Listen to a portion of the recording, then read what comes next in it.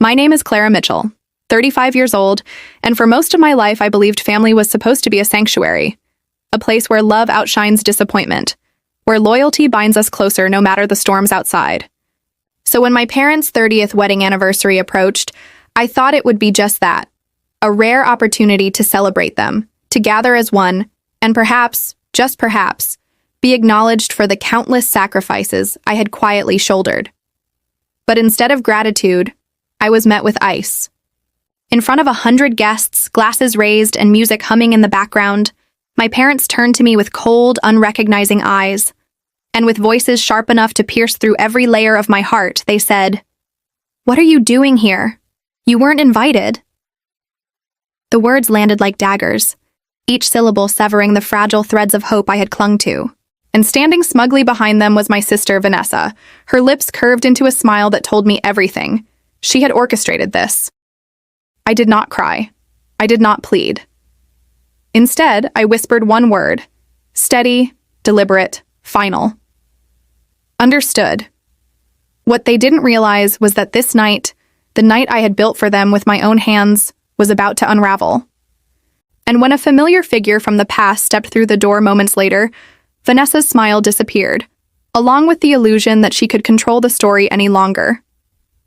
As the years went by, one reality became impossible to ignore. Without me, the Mitchell household would have collapsed long ago. Every crisis seemed to find its way to my shoulders. A leaking roof? I called the contractor and paid the bill. Mom's car breaking down on the freeway? My credit card took the hit. Dad's endless medical expenses? My paycheck was their lifeline.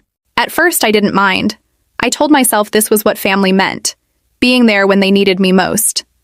But somewhere along the line, those moments of helping turned into a permanent expectation. What had once been love slowly morphed into obligation, and obligation hardened into a burden I could no longer escape. I worked as a software engineer, making a six-figure salary, comfortable but not infinite. Yet to my parents it seemed bottomless. They didn't see me as their daughter anymore. They saw me as a vault, a solution to every problem, a safety net that never tore. And then there was Vanessa, my younger sister, charming, radiant, carefree. She was the kind of person who could walk into a room and have everyone's attention in seconds. People called her magnetic, but to me, her charm was little more than manipulation wrapped in glitter. While I was glued to my computer debugging code late into the night, Vanessa was curating her online persona. She styled herself as an influencer, filling Instagram with carefully staged photos, dreamy captions, and filters that masked the emptiness of her reality. Behind the facade, she had no stable income, no savings, and no plan. But none of that mattered to my parents. To them, Vanessa was brilliant, creative, destined for greatness. They bragged about her brand to the neighbors while I was the one paying off their overdue utility bills. They gushed about her potential as I quietly transferred money so their mortgage wouldn't slip into foreclosure. I still remember the first time I bailed them out. I was 25. Dad had racked up $10,000 in credit card debt. He called me swearing it was a one-time mistake, begging me to help. I told myself it was an act of love, so I paid it off. $10,000 gone in an instant. But it wasn't a one-time mistake. It was the beginning of a pattern. By the time I hit 30, I was covering Mom's hospital copays, Dad's late mortgage payments, even Vanessa's phone bill when she forgot to pay it. Each time I thought it would be the last. Each time I hoped they would see my effort, my sacrifice. But instead, Vanessa would roll her eyes as if I were trying to show off, while my parents would smile and tell her how talented and creative she was. No matter what I did, I was invisible. So when Mom called me one evening, her voice full of excitement about their upcoming 30th wedding anniversary, I saw a chance. "We want something special," she said.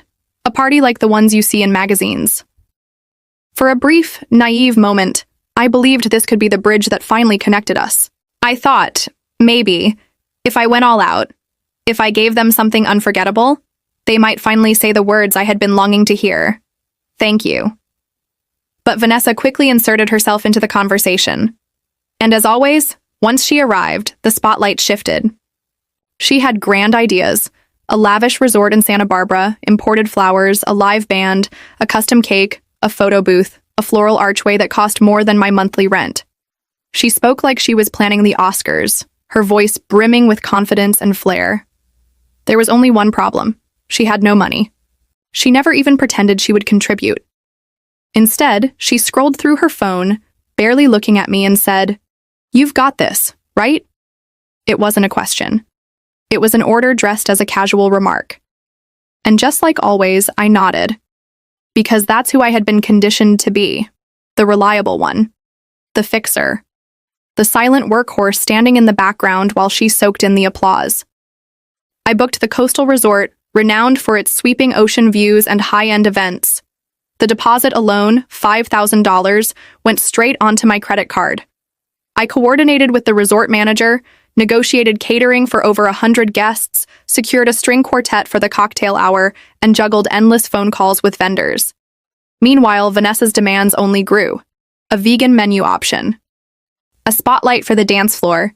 Extra staff for the photo booth. Each detail cost hundreds, sometimes thousands. Every time I hesitated, she would brush it off with, "It's for mom and dad," and every time I bit my tongue and paid the bill. By the time the plans were finalized, I had poured nearly $20,000 into their dream anniversary. Vanessa hadn't paid a cent. My parents hadn't offered. But what hurt the most wasn't the money, it was the way they treated me throughout the process. To Vanessa, I was nothing but her assistant, the logistics grunt who existed to execute her vision. To my parents, I was the dependable background figure, expected to carry the weight without acknowledgement. They applauded Vanessa's creativity while I signed the checks. They praised her talent while I worked late nights calculating budgets. And as I stood there drowning in invoices, I began to see the cracks I had ignored for years. This wasn't about love. This wasn't about family. This was about control, favoritism, and exploitation. And the very party I had sacrificed everything to create would soon become the stage for a betrayal deeper than I could have ever imagined. The day of the anniversary arrived, and I reached the Santa Barbara resort long before the guests.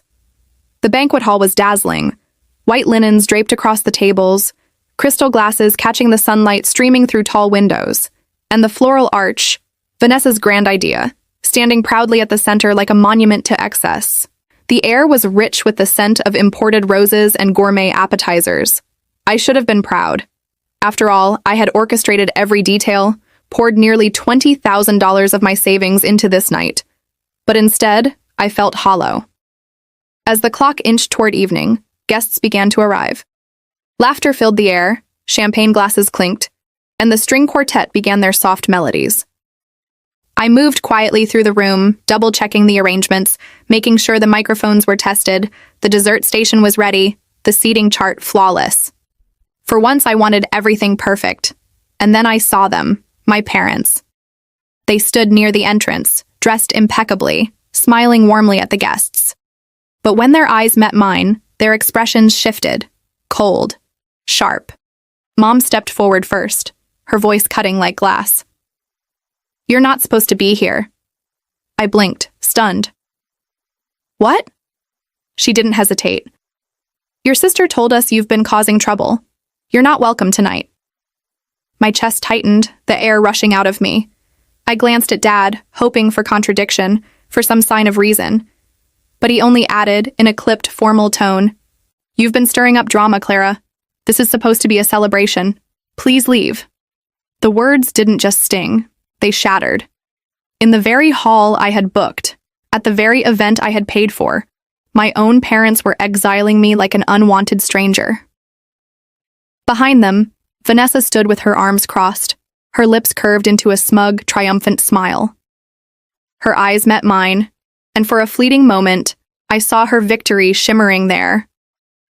Gasps rippled through the crowd. Guests who had been mid-conversation stopped, their eyes darting between us. The music faltered, the quartet's bows hesitating mid-string. Phones began to lift discreetly, recording what was unfolding. I steadied myself, refusing to give Vanessa the spectacle she craved. My voice came out low, steady but heavy with disbelief. "Is that truly what you think? That I don't belong here?" Vanessa seized the moment, her voice loud enough for everyone to hear. "You've been spreading lies about me, Clara. You're jealous of my success, and now you're trying to ruin Mom and Dad's special day. Success." The word nearly made me laugh. Her success was built on filters, borrowed money, and stolen credit. For weeks, I had carried the folder Lauren Carter had given me, bank statements, receipts, undeniable proof of Vanessa's lies. Tonight, I had brought it with me, tucked beneath my arm like a final safeguard. And at that very moment, I turned toward the entrance and gave a subtle nod. The doors opened, and in walked Lauren, the childhood friend Vanessa had long betrayed and abandoned. She moved with quiet determination, her face calm but resolute. The room fell silent. Vanessa's smirk faltered, her complexion draining as though she had seen a ghost. "What is she doing here?" she stammered, her voice cracking. Lauren didn't hesitate. She stepped into the center of the room, her voice carrying over the murmurs. "I'm here to tell the truth about how Vanessa drained $15,000 from the family account, about how she lied, borrowed, and stole without ever intending to repay." The room erupted in whispers, guests leaning forward, eyes wide. Vanessa's hands shook, but her mouth fought back. "That's not true. You're making this up." Lauren pulled open the folder and held up a stack of bank statements for everyone to see. "These are the withdrawals, Vanessa. Clothes, luxury trips, even a car deposit. Every cent came from the account Clara built to keep this family afloat. Your parents knew. They saw every alert, and they chose to stay silent." Gasps filled the air. Phones now openly recorded, their tiny red lights capturing every tear, every crack in Vanessa's carefully manufactured image. Mom rushed forward, hissing in my ear, "This isn't the place for this, Clara. Keep your voice down." But I pulled away, my voice stronger now, trembling not with fear but with fury. "No, this ends tonight. You've shielded her for years. You've let me carry your burdens while she burned through every dollar and every ounce of trust.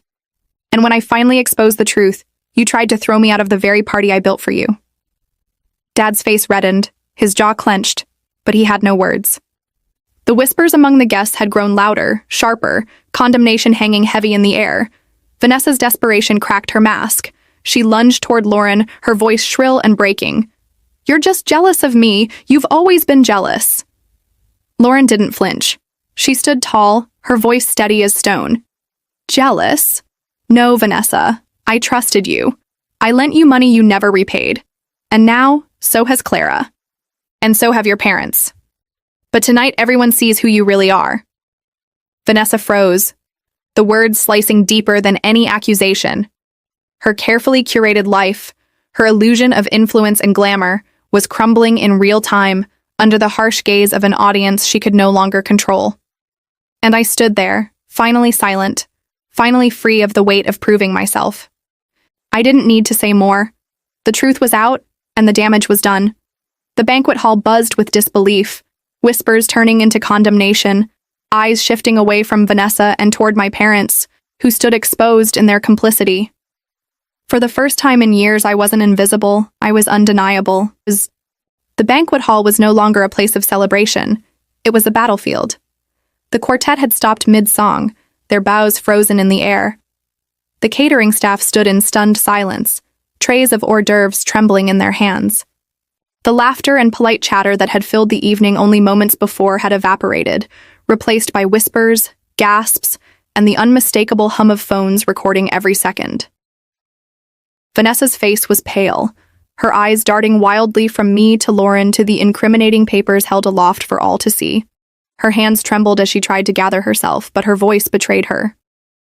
"She's lying! They're both lying!" she shrieked, her tone too desperate, too brittle. The crowd wasn't convinced. A guest near the front muttered loudly enough for others to hear. "I knew something was off. She was flaunting a new car last month." Another whispered back, "And didn't she just come back from Miami?"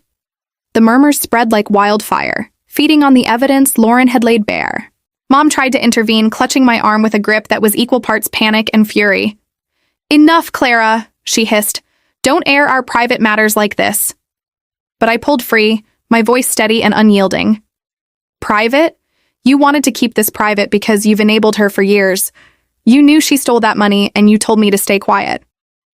You wanted me to keep paying, keep fixing everything while she kept taking." The guests shifted uncomfortably, their judgment now spilling into audible tones.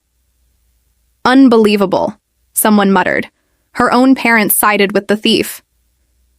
Dad's face burned crimson, his jaw clenched tight. "Keep your voice down," he growled. But the authority he once held over me had dissolved. The room belonged to the truth now, not to his control. Vanessa tried one last time to salvage the illusion. She stepped forward, her voice cracking, her mascara smudged. "This is about Mom and Dad, not your grudges. You're ruining everything." But her words only ignited the crowd's contempt. Phones were raised higher, capturing her unraveling in real time. Guests exchanged knowing glances, some shaking their heads in disgust. I drew in a deep breath and turned toward the audience, my voice carrying across the hall. "Let's set the record straight. My sister stole $15,000 from a family account I created to help my parents with their bills. She used it for clothes, trips, and a car deposit. And my parents knew. They saw every transaction. They chose to protect her and silence me." Gasps rippled once more, louder this time, sharper, cutting through the heavy silence. Vanessa's voice broke into a sob. "That's a lie," she screamed, but even she seemed to hear how hollow it sounded. Lauren, calm and unwavering, held the statements high. "Every transaction is here. Every dollar accounted for. Want me to read the dates, Vanessa?" Vanessa's knees buckled, and for a terrifying moment, I thought she might collapse. Her perfect image, her carefully curated online life, was crumbling before her eyes. Mom rushed to her side, shielding her as though she were still a child in need of protection. "This is a family matter," she pleaded with the guests, her voice trembling. "Please don't judge us." But it was far too late. Judgment had already been passed. The catering staff began whispering among themselves, and I caught snippets. "Are we even getting paid for this?" The string quartet's manager approached the resort coordinator, his voice firm. "No payment, no performance." Within minutes, the music stopped altogether. The catering team started packing away dishes, their faces grim. Confusion rippled through the guests. "What's happening?" someone asked. "Is the party over?" The truth hung heavy in the air. The event, the illusion, the family's reputation, it was all collapsing. Mom and Dad stormed toward me, their faces masks of fury and desperation. "What are you doing?" Mom spat. "You're ruining our day." Dad's hand clamped around my arm, his grip unyielding. "Fix this, Clara. Pay the vendors. Make this right." For the first time in my life, I pulled away without hesitation. My voice came calm, but laced with a finality that left no room for doubt. "I've been fixing your problems my entire life, but not anymore." The words sliced through the room. The murmurs ceased for a heartbeat, as though the hall itself was absorbing the weight of my defiance. Vanessa stumbled forward, tears streaking down her face. "You're selfish," she wailed. "You're destroying everything we built." I locked eyes with her, my expression unflinching. "You destroyed it yourself." And in that moment, the fragile empire my family had built on lies, favoritism, and exploitation came crashing down. The catering staff wheeled carts of food out the side door. The quartet packed their instruments, leaving the stage barren. Guests began to file out quietly, their whispers sharp as knives, their phones still raised, recording the humiliation. My parents stood frozen, their faces pale with disbelief, as though they couldn't comprehend that the world they'd so carefully shielded for Vanessa was unraveling in a single night. And I walked away from the chaos, the folder still in my hand, my steps steady. For the first time in my life, I wasn't carrying their shame. I was leaving it with them, exactly where it belonged. The morning after the disastrous anniversary party, I woke up to silence. For years, my phone had been a chain, constant calls from my parents about overdue bills, texts from Vanessa demanding favors, emergencies that only I could fix. But now, the quiet was deafening. No requests, no guilt-laden pleas, just stillness. I brewed a cup of coffee and sat by the window of my apartment, watching the ocean shimmer in the distance. For the first time in decades, I didn't feel like someone's caretaker. I didn't feel like a safety net. I felt like myself. Of course, the fallout came quickly. Mom's first text buzzed in by noon. "How could you let this happen? You humiliated us." Dad followed with a call, his voice gruff, demanding, You need to apologize to your sister and pay the vendors. Make this right. I didn't argue. I didn't explain. I simply hung up. That evening, the internet lit up with videos from the party. Clips of Vanessa denying everything, Lauren holding up the bank statements, my parents' frantic attempts to cover the truth. It was all there, circulating on social media like wildfire. Comments poured in beneath Vanessa's latest posts. She stole from her own family? What kind of influencer scams her sister? Unfollowed. You're done. Her follower count plummeted by the thousands overnight. Brands quietly severed partnerships. Her once polished image was torn apart by strangers who finally saw the cracks. Vanessa tried to post an apology, a tearful video claiming it was all a misunderstanding, but the damage was irreversible. Screenshots of her lavish purchases, vacations, and luxury items spread like evidence in a trial. Her reputation, the one she had built on filters and lies, was gone. The vendors weren't quiet either. The catering company and the string quartet both filed lawsuits for unpaid services totaling over $10,000. Vanessa's name was on the contracts, not mine. This time, the responsibility was hers alone. She called me in tears one night, her voice trembling. "You've ruined my life. Please just cover this for me. Please." I listened in silence. Then, with a calmness I never knew I had, I answered, "No, Vanessa. You ruined your own life. You made those choices. You'll live with the consequences." And I hung up. For once, I didn't feel guilty. The community, too, had turned. Local gossip pages picked up the story, dissecting every detail. Neighbors who once admired my parents now whispered about their favoritism. How could they let one daughter steal and blame the other? Became the question on everyone's lips. Invitations to neighborhood gatherings stopped coming. Even their church community began to distance itself. Mom called me again one evening, her voice trembling. "We're the talk of the town, Clara. Please, fix this." My answer was simple, steady, and final. You chose her over me. Now, live with it. For years, I had carried their burdens. Now, I was setting them down. I met with my accountant and severed all financial ties with my family. I closed the shared account I had contributed to for years, the very account Vanessa had drained dry. No more emergency funds, no more rescue missions, no more being their safety net. Instead, I turned my focus inward. I invested in myself. Renovating my apartment, starting a savings account meant only for me, even booking a quiet weekend trip to clear my head. I began therapy, something I had avoided for far too long, and there I began to untangle years of guilt, obligation, and neglect. For the first time, I admitted the truth. I wasn't selfish for setting boundaries. I was surviving. Meanwhile, Vanessa spiraled. Her lawsuits dragged on, her social media career crumbled to dust, and the glamorous lifestyle she once flaunted became a memory she couldn't revive. My parents clung to her, even as their own reputations suffered, but their loyalty no longer concerned me.